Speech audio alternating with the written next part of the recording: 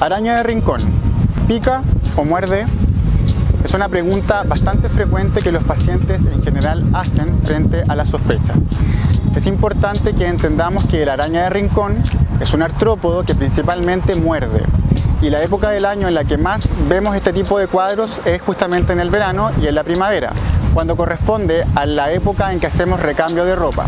En general, cuando empezamos a ventilar lugares que están muy ocultos, sombríos, que han estado, como por ejemplo las bodegas, cerrados por mucho tiempo, cuando vemos que hay mucha ropa que puede tapar los rincones o las escotaduras, o por ejemplo cuando tenemos ropa colgada, toallas colgadas por tiempos prolongados, donde podría efectivamente esconderse la araña, son lugares en los que tenemos que tener suma protección al momento de desalojarlos, ventilarlos o exponernos a ellos.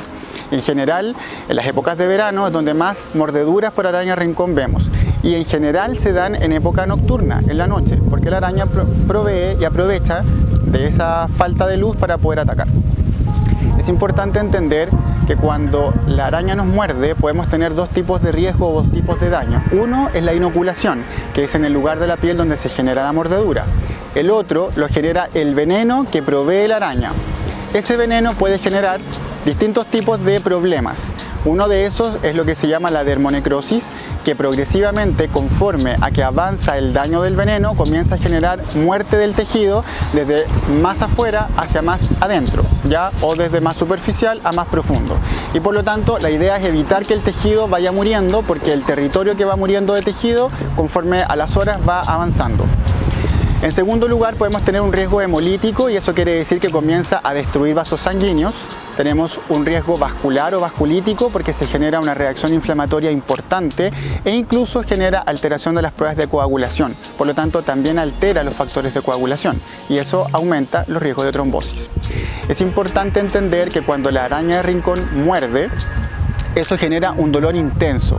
A diferencia de otros insectos que pueden generar más picazón en la zona, la araña de rincón puede picar, pero por lo general genera un dolor intenso, lancinante, punzante, y por lo tanto la paciente o el paciente lo puede describir como un dolor que es como tipo ardor.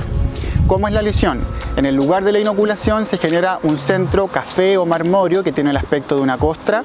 Periférico a esto se genera una región de tejido de piel muy pálida y periférico a esto queda cercado por un halo más enrojecido. Eso constituye la placa livedoide y la placa livedoide es la lesión característica de la araña de rincón, junto con el dolor punzante o lancinante. Esto de inmediato, frente a la sospecha de que sea una mordedura de araña de rincón, nos tiene que hacer colocar o proveer hielo o frío local en la zona para detener el avance del veneno y de la inflamación localizada, y nos lleva a consultar directamente a un servicio de urgencia lo antes posible para que ese paciente sea sometido a los estudios y el seguimiento correspondiente. Esto es importante tomar en cuenta, sobre todo cuando logramos identificar al momento de la lesión, ya que está la araña predispuesta o cercana a la zona donde yo sufrí dicha lesión o donde yo sufrí dicho accidente. Por eso, recuerda, siempre que tengas la sospecha o que estés en un territorio donde pudiste haber sido mordido por una araña de rincón, debes dirigirte lo antes posible, proveyendo hielo local en la zona donde sufriste la lesión, a un centro asistencial.